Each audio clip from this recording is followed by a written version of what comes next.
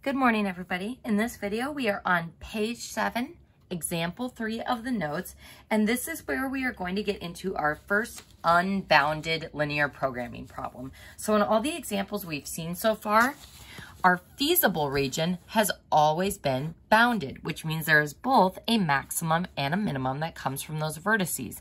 But for an unbounded region, there is either a maximum or a minimum, not both. So because this region keeps going outwards, either my maximum is just going to keep getting bigger and bigger, or my minimum is going to keep getting smaller and smaller. So as we move further out in the unbounded region, one of our supposedly max or minimum values will get disproved. So we're going to find this in example 3 and determine which we are going to have. Now it tells us that we are going to minimize this problem, but it's a lot more fun to just pretend that that isn't there and pretend that we were actually going to find both a maximum and a minimum here. So folks, a reminder on these linear programming problems, make sure you label your inequalities. So inequality number 1, inequality number 2, inequality number 3 and 4. And we are going to label our tables as well. So looking at inequality number 1, it is in standard form. So we're going to make a table where we do the cover-up method to find our x and y intercepts. So if I put in 0 for y, then x is equal to 10.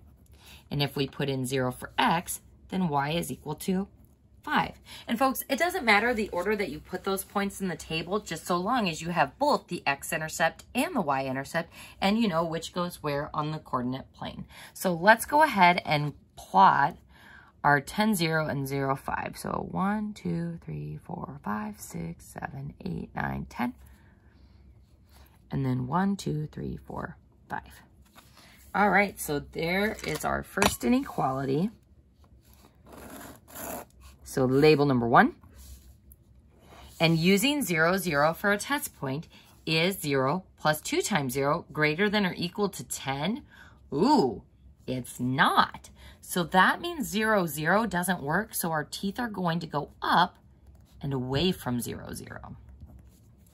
Looking at inequality number 2. This one is also in standard form, so we're going to make a table for that one. Label number 2.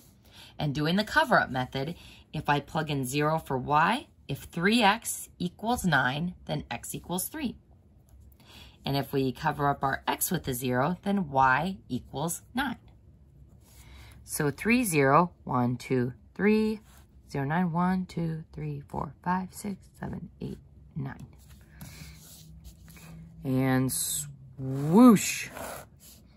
Label number 2. And plugging in 0, 0 for a test point is 0 plus 0 greater than or equal to 9? It is not. So again, 0, 0 doesn't work. So teeth going away from it. Now, our last two inequalities, remember, solo x equations are going to be vertical lines. So that's our vex mnemonic device. And then solo y equations are going to be horizontal lines. That's our hey mnemonic device. So this says we will have a vertical line at x equals 0. Label number 3. And to figure out which way our teeth are going to go, greater than or equal to 0 means it's going to have to go to the right, but we can also do a test point. So let's just try 1, 1. If I plug in 1 for x, is 1 greater than or equal to 0? Sure is. So teeth going towards 1, 1. And then horizontal line going through 0 will be here. Label number 4. And we can use that same test point. So is 1 greater than or equal to 0? It sure is. So teeth going up towards 1, 1. So again, folks, the reason why we can't use 0, 0 for a test point on either of those is because both of those lines are going through 0, 0. So to determine your shading, you have to choose something that is not on the line. So folks, where is our feasible region? Again, it's tempting to be like, right down here, Mrs. Carl. But because our pink teeth aren't facing down and our blue teeth aren't facing down, it's actually not going to be in this region. So I'm going to find my next jawline. Can we shade in this triangle? No, because those blue teeth aren't pointing in that direction. So I'm going to start at the line number 2 and line number 1 jawline. So we follow these teeth, we hit our vertical line, we follow these teeth, and then we hit that horizontal line. And then our feasible region just keeps going outward and outward. So this is unbounded.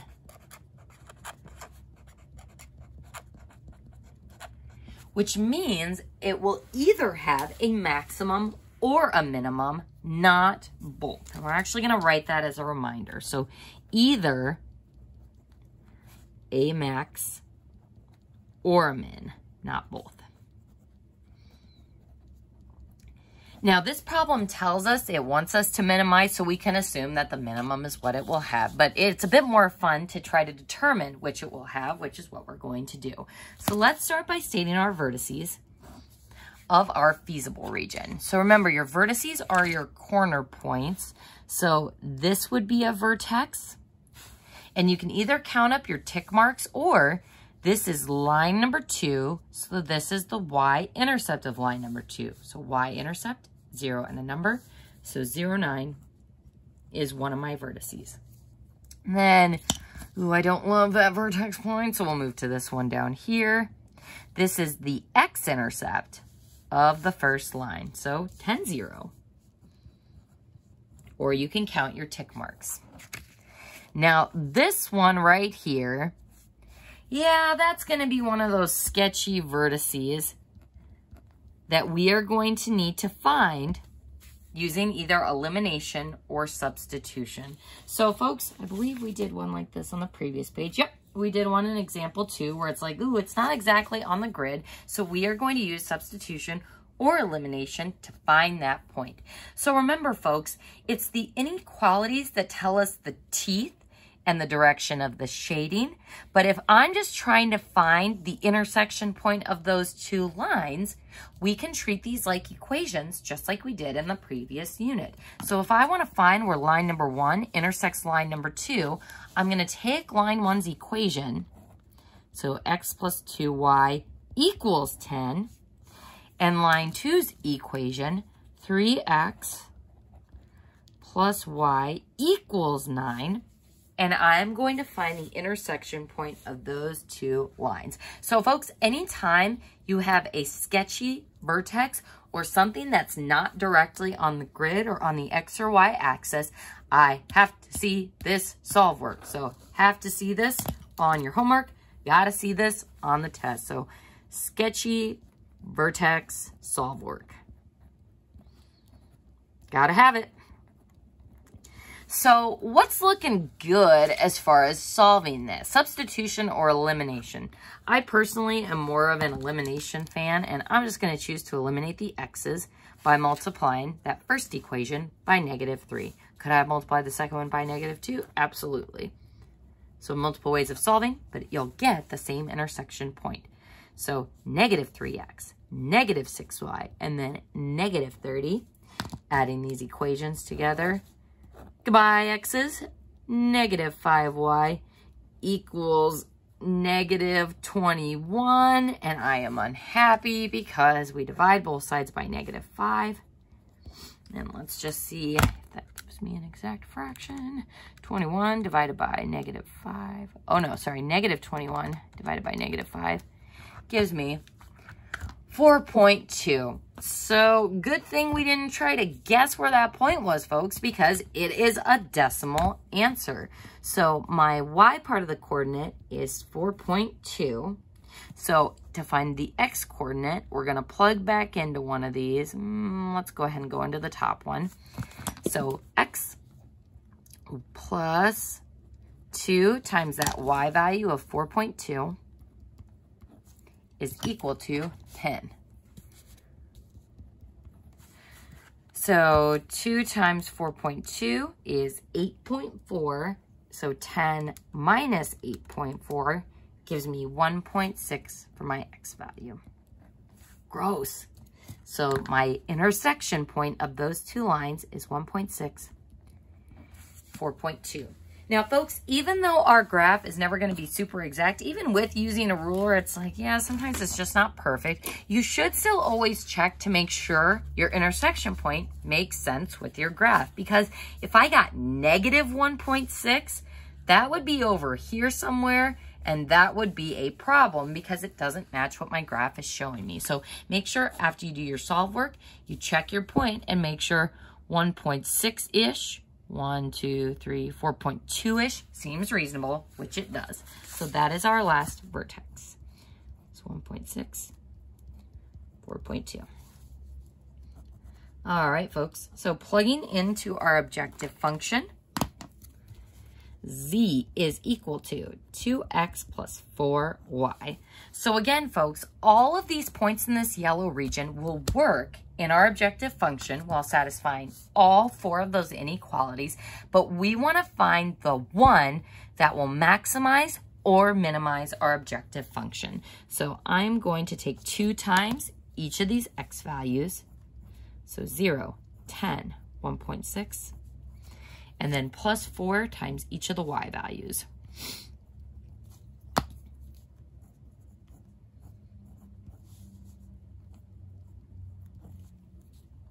This will give me 36. This will give me 20. And let's see what this gives me. So 2 times 1.6 plus 4 times 4.2. That gives me 20 as well. Interesting. So folks, on this one, if I asked you to find your maximum and your minimum, we currently have 2 points that give us that minimum value of 20. And then this point that gives us a maximum of 36. But since this region is unbounded, we know that as we go further and further outward, we're either going to get something bigger than the maximum or smaller than the minimum. So what we are going to do to find out which one is actually not our max or not our min, we are going to choose a point beyond all vertices. So where is my farthest vertex x value wise? Here at 10, 0. So I'm going to want to go beyond this x value, whereas my highest vertex y value wise at 0, 9. So there's 0, 9.